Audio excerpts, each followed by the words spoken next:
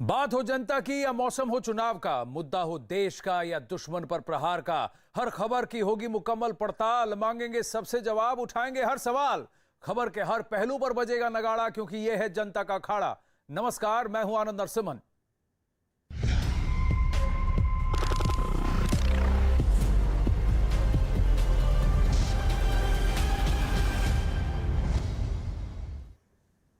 देश की आजादी पर फिल्म अभिनेत्री कंगना रनौत के बयान पर बवाल अभी थमा भी नहीं था कि कंगना ने अब महात्मा गांधी पर विवादास्पद बयान दिया है। उन्होंने अपनी पोस्ट में लिखा कि कुछ लोग थे जिन्होंने हमें सिखाया कि कोई तुम्हें थप्पड़ मारे तो दूसरा गाल आगे कर दें और इस तरह तुम्हें आजादी मिल जाएगी। आगे कंगना ने लिखा, इस तरह आजादी नहीं मिलती, इस तरह सिर्फ भीख मिलती है।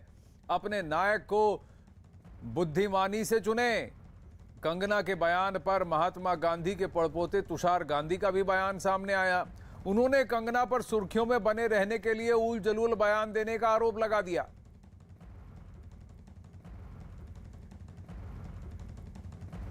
तो क्वीन का यह नया पंगा जिस पर हंगामा हुआ है। कंगना रनौत जो बेबाक हैं, अपनी बात को सामने रखने से नहीं कतराती और जो वो सोचती हैं वो ही कहती हैं। इस बार उन्होंने ये कहा कि महात्मा गांधी के उसूलों पर चलने से सिर्फ भीख मिलेगी, जबकि अहिंसा के पथ पर चलकर भारत के लिए आजादी की इस लड़ाई को लड़ने के लिए ही उन्हें महात्मा कहा जाता है। दुनिया उनकी मिसाल देती है और यह कहती है कि भारत जो है अहिंसावाद का प्रतीक है, और वो भी महात्मा गांधी की वजह से। राम कदम जी बीजेपी के हमारे साथ हैं। कंगना रनौत का ये जो कहना, क्या ये महात्मा गांधी का अपमान नहीं? हाँ, कई लोग ये मानते हैं कि हर बात पर अहिंसा नहीं, कहीं ना कहीं अपने हक के लिए लड़ना पड़ता है, सामने खड़ा होना पड़ता है। वो लोग भी हैं जैसे लॉर्ड अर्विन है राम कदम जी, जिन्होंने कहा कि अगर आजाद हिंद फौज और नेताजी सुभाष चंद्र बोस ना होते तो अंग्रेज भारत कभी नहीं छोड़ते। महात्मा गांधी के अहिंसावाद या क्विट इंडिया मूवमेंट की वजह से नहीं, पर आजाद हिंद फौज की मुहिम और ब्रिटिश सेना से सारे भारतीयों का जाकर आजाद हिंद फौज में जुड़ने का यह फैसला, इसकी वजह से हमने भारत छोड़ा, पर हमने स्वरूप उसको अहिंसा का दिया। बातें बहुत सारी हैं, लेकिन अहिंसा जो है वो भारत से भी तो जुड़ा हुआ है, भारत की संस्कृति से जुड़ा हुआ है, भारत का दुनिया को मैसेज है। तो क्या कंगना रनौत ने जो कहा वो ठीक कहा?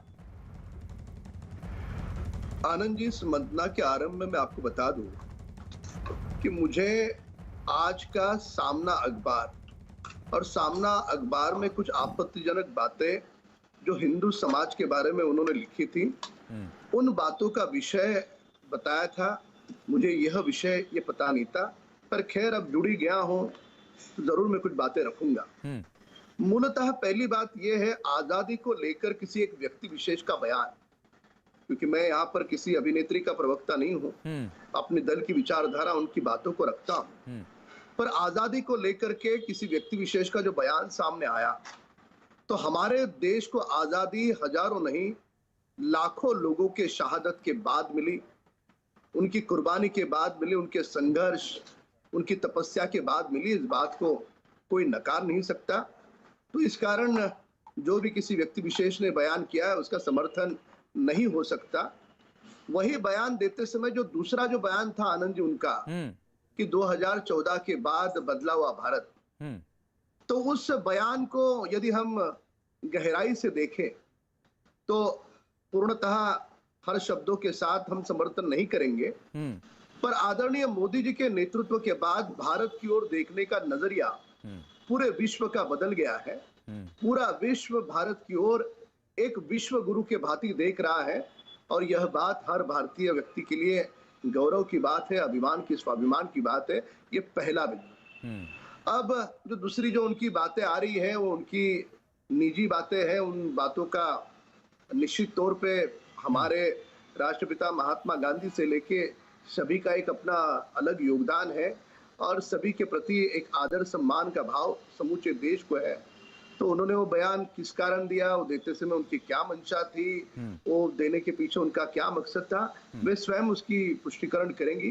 पर कोई भी आपत्तिजनक बयान जो हमारे महापुरुषों के विचारधारा राम के कदम जी, खिलाफ है, राम कदम जी, उसका समर्थन नहीं हो सकता। राम कदम जी, यहां पर मैं जरा, हमने अभी चलाया तो मैं वापस उसको चलाना चाहता हूं कि कंगना रनौत ने कहा क्या। कंगना रनौत ने यह कहा कि देश की आजादी और स्वतंत्रता सेनानियों के बारे में उन्होंने कहा कि या तो आप गांधी के फैन हो सकते हैं या नेताजी के।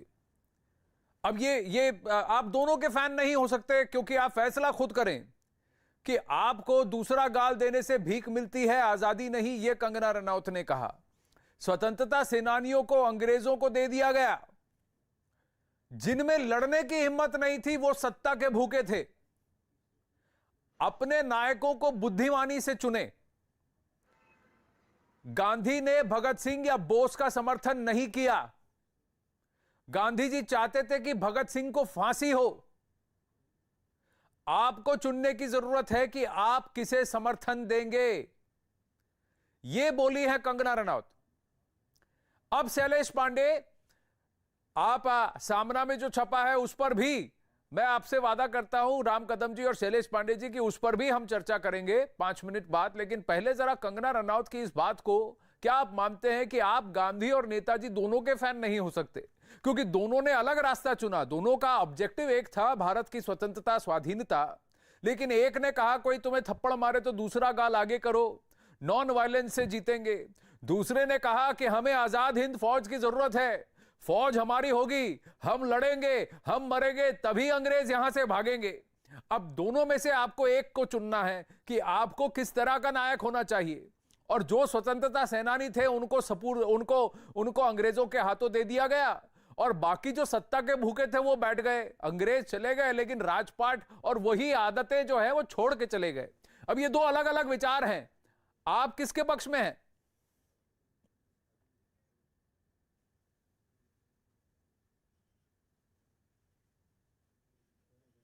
लगता है कि इस वक्त उनकी सोच काफी निकृष्ट दर्जे की हो गई है, जो इस तरह से वो हमारे देश के स्वतंत्रता सेनानियों की तुलना कर रही है। महात्मा गांधी जी और नेताजी सुभाष चंद्र बोस की तुलना ये हो ही नहीं सकती। दोनों महापुरुष हैं, दोनों के जो योगदान है स्वतंत्रता दिलाने में भारत देश को, वो अतुलनीय है, वो उसका कोई तुलना हो ही नहीं सकता है।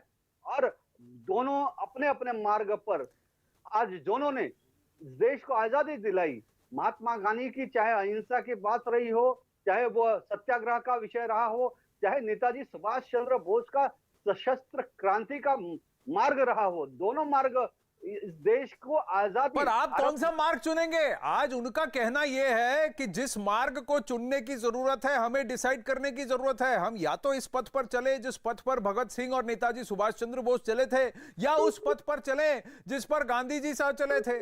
दोनों पर हम सवार नहीं हो सकते।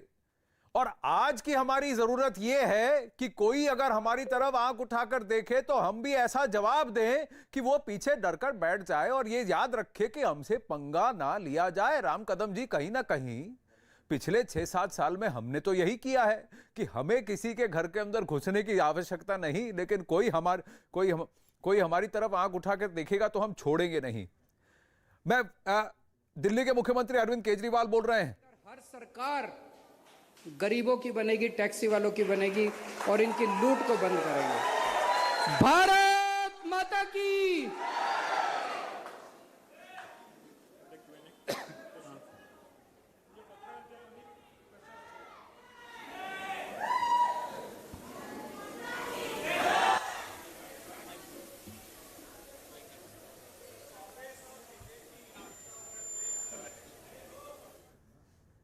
गोवा में अरविंद केजरीवाल जो खुद कहते हैं कि भगत सिंह के मार्ग पर चलेंगे।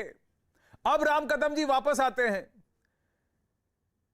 कि अब किसका रास्ता चुना जाए, कि गाल अगर करे कि चीन हमारे घर में घुसपैठ करे, हम कहें आ जाओ भैया थोड़ा इधर भी बैठ जाओ, हम दूसरा गाल आगे करते हैं, या फिर गलवान की तरह हम भी उनकी चोटियां घेर लें और कहें पीछे जाओ, घुसकर सर्जिकल स्ट्राइक करें, करारा जवाब दें, या फिर कहें आते जाओ, बम गोले बरसाते जाओ, लोगों की जान लेते जाओ। आनंद जी, आपके सवाल का मैं आपको जवाब दे दूं कि किसी बालक को पूछा जाए माँ को चुनोगे या पिता को चुनोगे, तो बालक स्वाभाविक रूप से जवाब देगा मैं माता पिता दोनों को चुनूंगा, क्योंकि दोनों मेरे लिए ईश्वर से पहले है, उन्हीं के चरणों में भगवान को देखता हूं। उसी प्रकार से आजादी की लड़ाई में ये कोई अलग अलग भेद नहीं हो सकता, अलग अलग रास्ते जरूर हो सकते हैं, अलग अलग पद्धतियां जरूर हो सकती है, अलग अलग तरीके जरूर हो सकते हैं, पर ये सबको मिला करके आजादी मिली है, ये हम कैसे भूल सकते हैं। कोई फांसी के तख्ते पर चढ़े हैं, स्वतंत्र वीर सावरकर जी ने काला पानी की सजा भुगती है। अब ये दोनों अलग अलग बातें हैं, और उसी समय कई सारे लोग हैं जो ट्रक के नीचे भी लेट गए हैं, जिन्होंने अपनी शहादत दी है। तो ये सबके एकत्रित प्रयास के कारण देश को आजादी मिली है। मैं पुनः कहूंगा कि जिस अभिनेत्री ने यह बयान दिया है, मैं कोई उनका प्रवक्ता नहीं हूं। सामना का अखबार हिंदू विषय वह था, वह देख करके इस चर्चा में आया हूं। पर यहाँ पर जो शिवसेना के नेता जो कह रहे थे, उन पर मैं ये साफ कह दूं कि आपको कहने का क्या अधिकार है। जो महाराष्ट्र में दंगे हुए, आज के सामना अखबार में भी उसका पूरा ठिकरा आप हिंदू समाज पर डाल रहे हो। खुद सामना में ये लिख रहे कि स्वर्गीय बाला साहब ठाकरे यदि होते तो रजा अकादमी इस प्रकार का दुस्साहस नहीं करती। अब इसका क्या मायना निकाले? क्या इसका अर्थ यह निकाले कि उस समय बाला साहब थे तब सामर्थ्य था, अब बाला साहब नहीं रहे, अब की ये शिवसेना ये खोखली शिवसेना है, इस शिवसेना में हिंदुओं की रक्षा करने का कोई सामर्थ्य नहीं है। शिवसेना नेताओं को हिंदू धर्म के बारे में बोलने का वे नैतिक अधिकार खो चुके हैं। आज जिस प्रकार की पुलिस की रिपोर्ट उन्होंने सामने लाने का प्रयास किया है, किसे जिम्मेदार ठहराया? भारतीय जनता पार्टी, बजरंग दल, बाकी सारे नेता। यानी वहां दंगे फैलाए वो संगठन, क्या तुम्हारा लाडला संगठन है? क्या वो तुम्हारे घर के दामाद लगते हैं? 40,000 लोग सड़कों पर उतरते हैं, साजिश के तहत उतरते हैं। आनंद जी देखो ये कैसी विडंबना है।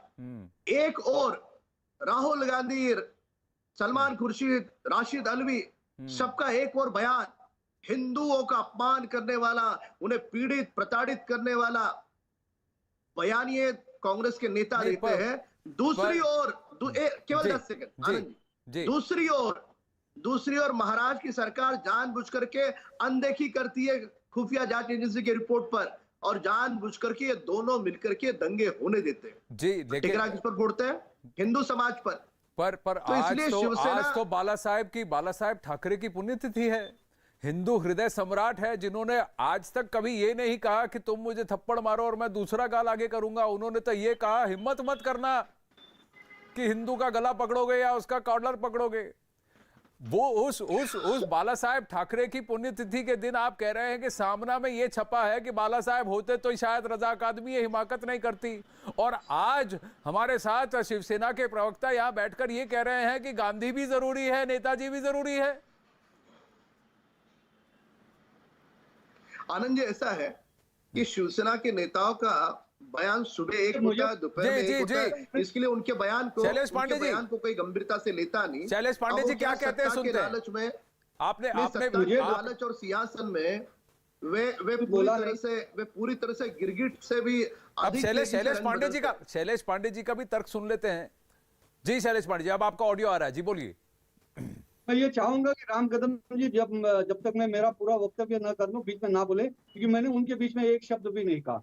देखिए आनंद जी, ऐसा है विषय कि जैसे अभी इन्होंने ये सारी चीजें कही, तो जिन कंगना रनावत ने आज स्टेटमेंट दिया और जिनके वजह से ये सारी बातें हो रही हैं, तो क्यों भारतीय जनता पार्टी ने ऐसे जिनके बात को आप व्यक्तिगत कर रहे, आप उनकी बातों का डिनाई कर रहे, तो ऐसे वक्तव्य करने वालों को आपने पद्मश्री कैसे दिया? ये भारत पूछता है, ये पूरा देश पूछ रहा है। और ऐसे पद्मश्री बयान पे नहीं, काम पर और उपलब्धियों पर दिया जाता है, तो और वो जनता का चुनाव है। पर अगर आपको वो इतना चुभ रहा है, तो मैं आपसे पूछ रहा हूं कि जो ठीकरा फूटा है और आज सामना में जो आर्टिकल आया है, तो उससे आपको गर्व हो रहा है, या फिर आज बाला साहेब ठाकरे की पुण्यतिथि पर आप अपने आप को एक हिंदू संगठन नहीं कह सकते? शिवसेना की पहचान हिंदू और हिंदुत्व से थी, और हिंदू और हिंदुत्व का उनके आइडियोलॉग थे वीर सावरकर, और सावरकर ने भी यही कहा था कि हमारे हक को हमको लड़कर लेना होगा। उन्होंने कहा था कि हिंदुओं को फौज में भर्ती होने की जरूरत है, अंग्रेजी फौज में, ताकि वक्त आने पर हिंदू खड़ा हो सके। आनंद जी मैं बोलूं? जी आनंद जी बोलूं मैं जी जवाब दो। आनंद जी, आज हिंदू हृदय सम्राट आदरणीय बाला साहब ठाकरे जी का पुण्यतिथि है। मैं उनको कोटि कोटि वंदन करता, नमन करता हूँ। और आज भी शिवसेना हिंदू हृदय सम्राट आदरणीय बाला साहब ठाकरे की विचारधारा पे चल रही है। हिंदू तुम्हारा श्वास है, हिंदू तुम्हारा प्राण है, और हिंदुत्व के लिए हम हमेशा लड़ते रहेंगे और लड़ते रहेंगे मरते दम तक। मैं इनसे ये पूछता हूँ कि आज ये प्रश्न खड़ा करते हैं कि हिंदुत्व का, अथवा ये भारत रत्न जब कांग्रेसियों को दूसरों को देते हैं। अच्छा, मैं आपसे एक सवाल पूछता हूं शैलेश पांडे जी कि जो अमरावती नांदेड़ गत फ्राइडे को, जो शुक्रवार को जो घटित हुआ, उसके बाद शनिवार को अमरावती में जो हुआ, और उसके बाद आज जिस पर ठीकरा फोड़ा गया है, ये कोई आकर सड़क पर उतरता है, त्रिपुरा में कोई घटना घटती है तो महाराष्ट्र में महाराष्ट्र में ये लोग कौन है जो नीचे सड़क पर उतरकर पथराव करते हैं? ये अब अगर कोई सड़क पर उतरकर पथराव करता है तो गांधीगिरी ये कहेगी कि भाई इनको करने दो, ये पथराव कर रहे हैं, इनको करने दो। अगर नेताजी और सावरकर की बात होती तो फिर ऐसा होता कि जो पथराव कर रहे हैं उनको इतने डंडे मारो कि आगे जाकर कभी भी ये पथराव ना करें। अब आप मुझे बताइए कि शिवसेना अगर होती तो शिवसेना क्या करती? आ जाएगा। और महाराष्ट्र में जो शांतिपूर्ण महाराष्ट्र आदरणीय उद्धव साहब ठाकरे जी के नेतृत्व में यहाँ पर संवेदनशीलता से काम कर रहा है, अगर वहां पर कोई आग लगाने की कोशिश करेगा तो भले वो तो फिर लेकिन ठीकरा तो उन पर फूटा है जिन्होंने इसका प्रतिरोध किया, यही आरोप है आप पर। तो कहीं ना कहीं कंगना रनौत की बात जो है वो सामने निकल कर आ रही है। आग लगाएंगे, दंगा भड़काएंगे, वो जेल के सलाखों के पीछे होंगे। कौन सलाखों के पीछे है राम कदम जी? यही तो आपसे पूछ रहे हैं कि सलाखों के पीछे कौन है? जो शुक्रवार को सड़कों पर उतरे, जिन्होंने बवाल मचाया, वो सलाखों के पीछे हैं, या उसके खिलाफ, उसके प्रतिरोध पर आवाज उठाने वाले आज सलाखों के पीछे हैं? के सलाखों में है। और जो राम कदम जी, किस प्रकार की विडंबना है देखे कि जिस संगठन ने अब शैलेश जी आप बोलते समय हम नहीं बोले तो हमारी बारी है। शैलेश जी, कैसी हास्यपूर्ण बातें और विडंबना है देखिए। जिन्होंने दंगे किए, जिन्होंने लोगों के घर दुकानें जलाई, लोगों को पीटा, वे तो महाराष्ट्र सरकार के लाडले हैं। पर जो प्रतिरोध में जिनकी दुकानें जलाई गई, वे उत्स्फूर्त तरीके से सड़कों पर आए, वे और भारतीय जनता पार्टी के नेता जिनका कोई संबंध नहीं दंगों से, वे गिरफ्तार हुए। ये ऐसी तो महाराष्ट्र में तीनों दलों की सरकार है। और यहाँ पर जिस जोश के साथ, नहीं शैलेश जी हमारी बारी है, रुकिए 2 मिनट। शैलेश जी 2 मिनट रुकिए। जिस जोश के साथ यहाँ पे शैलेश पांडे जी बात कर रहे हैं, मैं स्वागत करूंगा उनका। पर ये जो सुने शैलेश जी, शांति चाहिए क्या? शांति चाहिए शैलेश जी, ऐसी चर्चा नहीं होती है। आप बोलते समय हम शांत हैं। चाहते हैं आप लोग? नहीं, मैं आपसे ये कह रहा हूं, देखिए मैं एक तरफ सुनिए, एक तरफ सामना ये कहता है, सामना के अखबार में ये लिखा है कि अगर आज बाला साहेब ठाकरे होते तो रजा अकादमी ये कभी हिमाकत नहीं करता जो उसने की है। दूसरी तरफ कंगना रनौत ये पूछ रही है कि आपको चुनना है, आप दोनों गांधी और नेताजी को अपने शीर्ष पर लेकर नहीं चल सकते, क्योंकि आज का समय ऐसा है कि आपको चुनना है। आप अहिंसा के पथ पर चलेंगे, आप एक गाल पर तमाचा पड़ने पर दूसरा गाल आगे करेंगे, इस फिलॉसफी पर चलेंगे, या फिर आप ये कहेंगे कि देखो हमें आपसे कोई बैर नहीं, लेकिन हमसे बैर लोगे तो मुंह की खाओगे। आवश्यकता नहीं है राम कदम जी। मैं आपसे पूछ रहा हूं शैलेश पांडे जी, शिवसेना कौन सी पार्टी है आज? शिवसेना आज देखिए शैलेश जी एक बात बहुत साफ है, जब बाला साहब ठाकरे थे, शैलेश जी आप ऐसे बोलते रहेंगे, आपकी आवाज भी नहीं आएगी, आपकी आवाज भी कटेगी। मैं कह रहा हूं शिवसेना, जब बाला साहब ठाकरे के अंडर शिवसेना ऐसी पार्टी थी जो सावरकर के पथ पर चलती थी। वीर सावरकर का एक ही कहना था कि हमें किसी से कोई बैर नहीं, लेकिन कोई हमारे देश में आकर घुसेगा तो हम उसको मार के यहां से भगाएंगे। ये उनका कहना था। महात्मा गांधी और वीर सावरकर के विचार अलग थे। वीर सावरकर नेताजी सुभाष चंद्र बोस के साथ के संपर्क में थे, वीर सावरकर भगत सिंह के संपर्क में थे, क्योंकि ये सब उसी मार्ग पर चलना चाहते थे जहां उनको पता था कि अगर कुछ अपने हक का लेना है तो लड़कर लेना होगा, अपना बचाव करना है तो अपना संरक्षण करने के लिए आपको हथियार उठाने पड़ेंगे, आपको लड़ना पड़ेगा। ये उनकी विचारधारा थी। गांधी जी की विचारधारा इससे विपरीत थी। शिवसेना बाला साहेब ठाकरे के अंडर नेताजी और सावरकर की विचारधारा पर चलती थी, भगत सिंह की विचारधारा पर चलती थी। आज शिवसेना किसकी विचारधारा पर चलती है? आज का शिवसेना वो पार्टी है जिसे कोई एक थप्पड़ मारकर जाएगा तो वो दूसरा गाल आगे करेगा, क्योंकि ये वही शिवसेना है जिसने कंगना का घर तोड़ा था। ये वही शिवसेना है जिसने कंगना का घर तोड़ा था। उस वक्त तो शिवसेना ने ये नहीं कहा कि लो मैं दूसरा गाल आगे करता हूं, तुम और मुझ पर आक्षेप करो। ये वही शिवसेना है जिसने कंगना का घर तोड़ा था। तो शिवसेना सावरकर के मार्ग पर चल रही है कि गांधी के मार्ग पर चल रही है? अगर गांधी के मार्ग पर चल रही है शिवसेना, तो कंगना का घर क्यों तोड़वाया?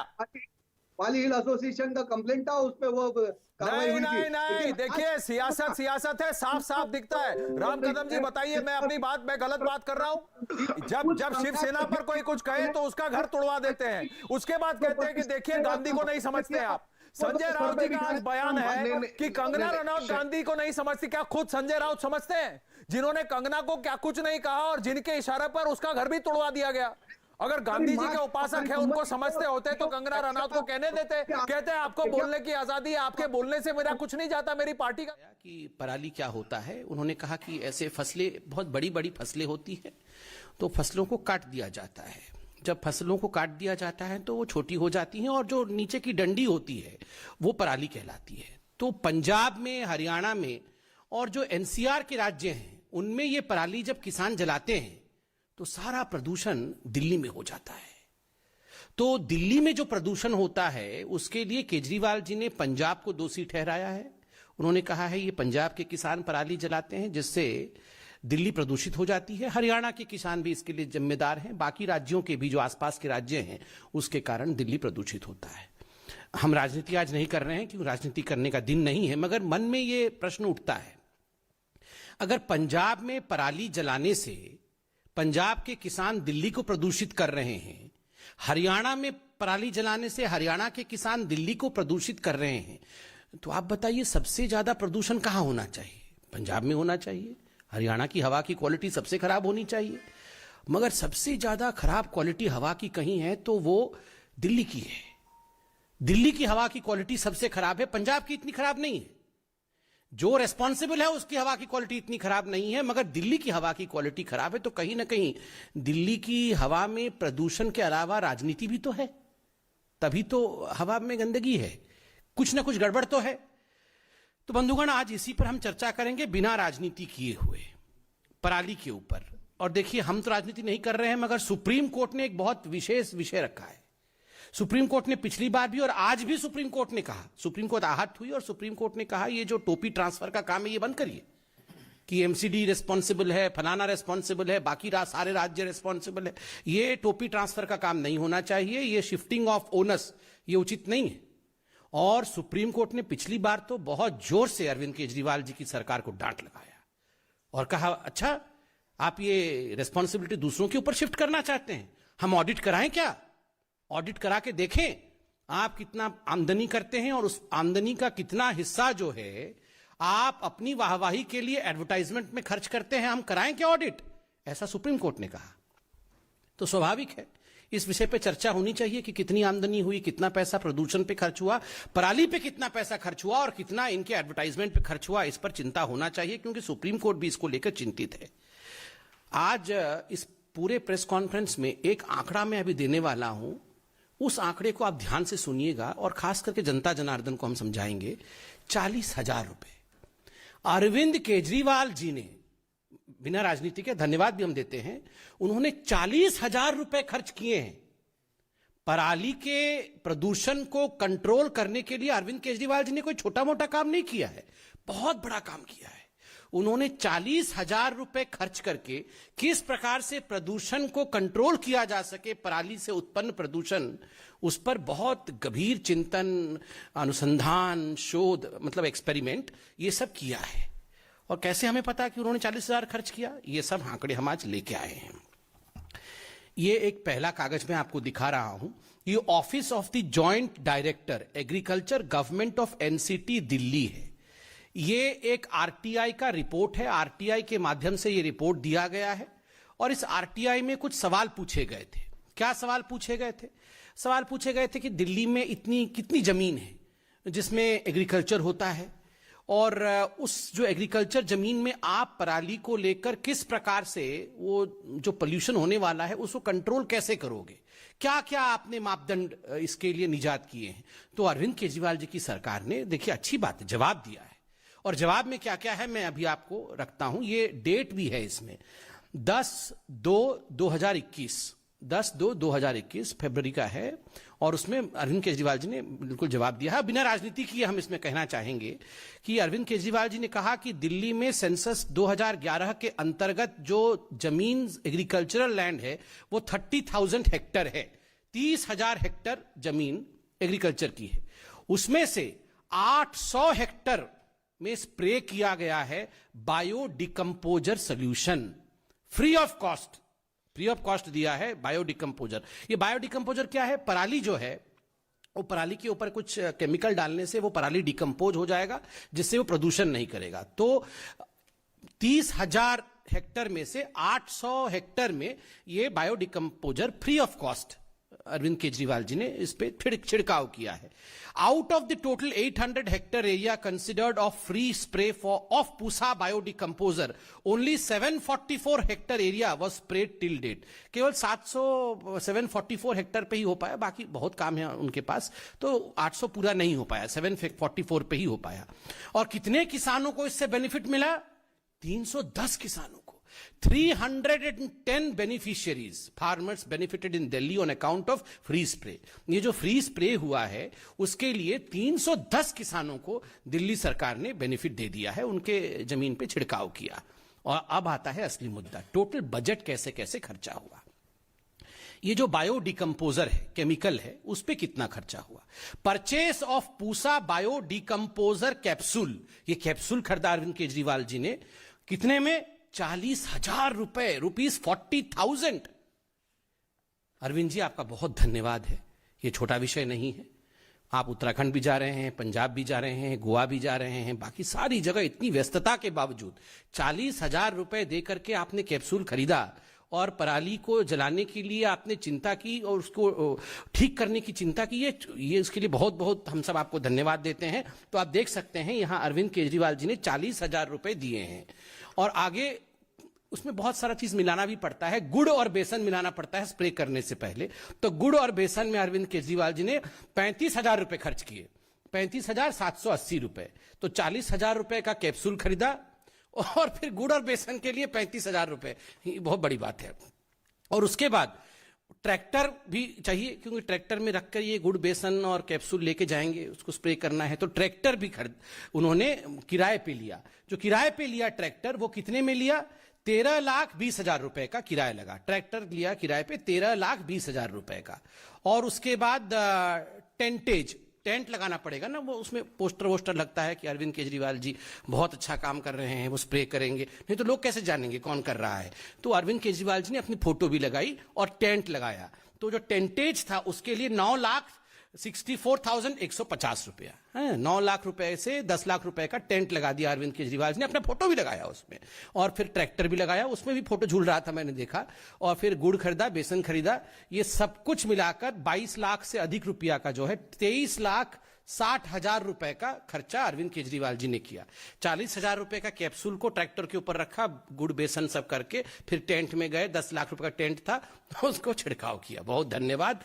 तो कुल मिलाकर के ये हुआ है 40,000 रुपए। अब इसमें एक जो आरटीआई था, आरटीआई में आरटीआई लगाने वाले ने ये भी पूछ लिया था कि अच्छा ये सब बहुत बढ़िया काम जो आपने किया है, ये एडवर्टाइजमेंट भी तो किया होगा, तो कितने का एडवर्टाइजमेंट किया ये जरा बता दीजिए। तो अरविंद केजरीवाल जी ने जवाब दिया है। उन्होंने लिखा, no it is on preparation of biodecomposer solution purpose only. Advertisement was done and publicity expenditure was done by Department of Information and Publicity, GNCT of Delhi. The matter pertains to DIP, Government of NCT of Delhi. तो ये हम जवाब नहीं देंगे, ये जवाब जो है ये DIP दिल्ली की जो है कि वो एडवर्टाइजमेंट देखते हैं वो लोग देंगे, हम केवल 40,000 रुपए की कैप्सूल के बारे में बताएंगे। तो धन्यवाद, इन्होंने 40,000 का बता दिया। अब आता है ये DIP वाला, कितना खर्चा हुआ। अब आप सुनिए कितना इन्होंने एडवर्टाइजमेंट में खर्च किया। मैं पढ़ता हूं। क्या यह सत्य है कि सरकार ने खेतों की पराली को, फिर जो आरटीआई करता था उसने आरटीआई लिखा डीआईपी को कि साहब जरा बताइए कितना खर्चा हुआ। एडवर्टाइजमेंट तो बहुत जरूरी है, 40,000 रुपए का कैप्सूल लिया है तो एडवर्टाइजमेंट भी करना पड़ेगा। तो प्रश्न था, क्या यह सत्य है कि सरकार ने खेतों की पराली को कंपोस्ट के बदले जाने के संबंध में विज्ञापन दिए? यदि हां तो इन विज्ञापनों पर खर्चे की राशि क्या है जरा बताएं। तो अरविंद केजरीवाल जी की सरकार ने इसमें आरटीआई का जवाब दिया। आसपास के राज्यों में पराली जलाने के कारण कई हफ्तों तक दिल्ली के ऊपर प्रदूषण छाया रहता है, जिनके कारण दिल्ली वासियों सहित समस्त उत्तर भारतवासियों को सांस लेने में भी दुभर हो जाता है। इसलिए हमने पूसा इंस्टीट्यूट में जाकर रिसर्च इत्यादि किया, लेकिन यह भी जरूरी था कि इस तकनीक की सूचना उन सभी राज्यों के किसानों तक पहुंचाया जाए जहां से यह धुआं बड़ी मात्रा में उत्सर्जित होता है, क्योंकि इस प्रदूषण का मुख्य स्रोत दिल्ली के आसपास के राज्य हैं। इसलिए लोगों की सुरक्षा हेतु इस नई तकनीक के बारे में जागरूकता के लिए दिल्ली सरकार की ओर से विज्ञापन जारी किए गए थे, जिस पर 15,36,36,828 रुपए 15,36,36,828 रुपए खर्च किया गया। 40,000 रुपए का कैप्सूल लिया गया और 15,80,36,828 रुपए खर्च किया गया एडवर्टाइजमेंट करने के लिए। और किसको? कितने अच्छे हैं अरविंद केजरीवाल जी, केवल दिल्ली में नहीं पूरे भारतवर्ष के किसानों को उन्होंने 40,000 रुपए के कैप्सूल को लेकर पूरे भारतवर्ष में एडवर्टाइजमेंट किया।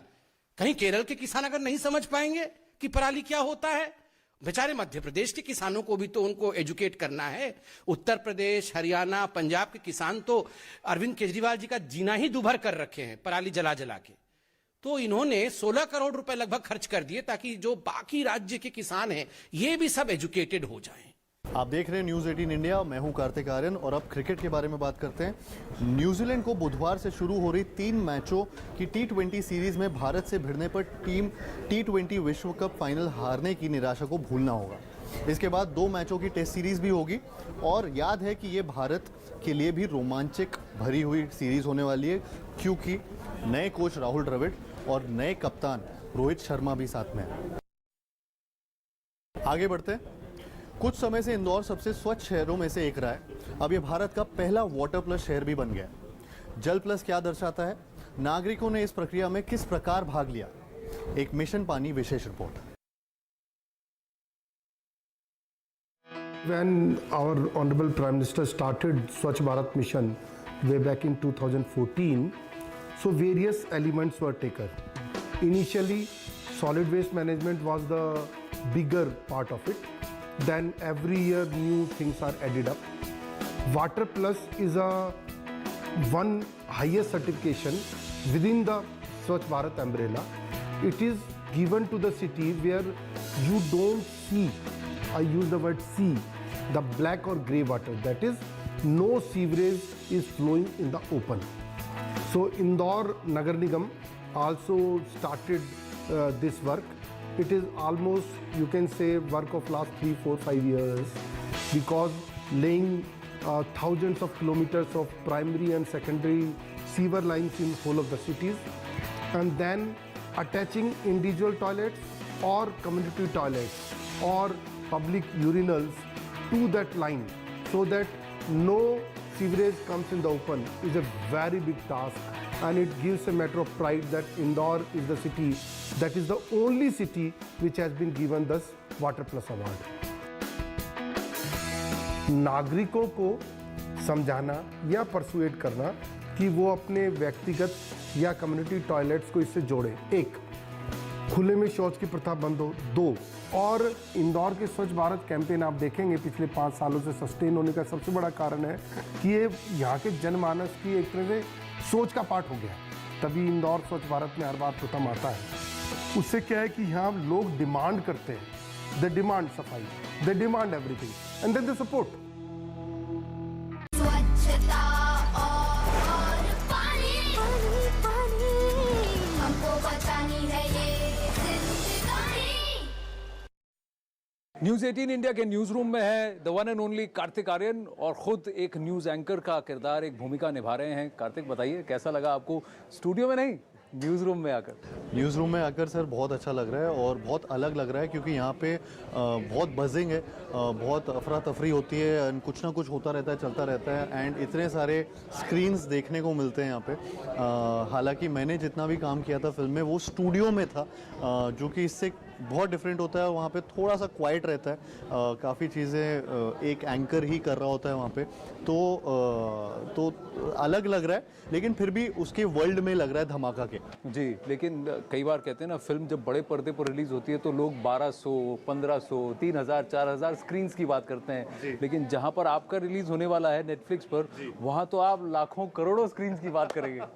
जी, अभी बहुत सारी स्क्रीन्स में रिलीज हो रही है और करोड़ों स्क्रीन्स पे, सबके घरों पे, सबके फ़ोनों में रिलीज़ हो रही है। नेटफ्लिक्स पर आ रही है फिल्म, और मेरा डेब्यू है नेटफ्लिक्स पर, पहली बार मैं स्ट्रीमिंग प्लेटफॉर्म पर फिल्म कर रहा हूँ, और तो मेरे लिए भी बहुत एक्साइटिंग है ये बात, क्योंकि एक वर्ल्ड वाइड ऑडियंस और बहुत अलग अलग तरीके की ऑडियंस को भी केटर करता है।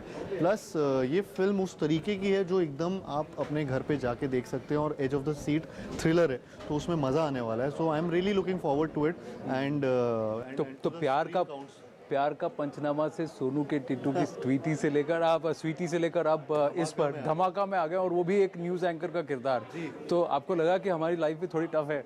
बहुत टफ है सर, बहुत जेन्युइन रिस्पेक्ट आ गई है ये आपका रोल निभाकर यहाँ पर, क्योंकि ये बहुत टफ काम है और बहुत रिस्पॉन्सिबिलिटी वाला काम है, क्योंकि एक भी चीज़ छोटी सी इधर से उधर हो जाए तो कुछ भी बिगड़ सकती है। And hats off to you how you manage it, जितना आप मैनेज करते हैं, जिस तरीके से ये मतलब मैं दाद देना चाहूँगा आपको। नहीं, दाद तो आपको देना चाहेंगे, अच्छा किरदार निभाया। रशेस देखे हमने, प्रोमो देखे, बहुत अच्छा लग रहा है।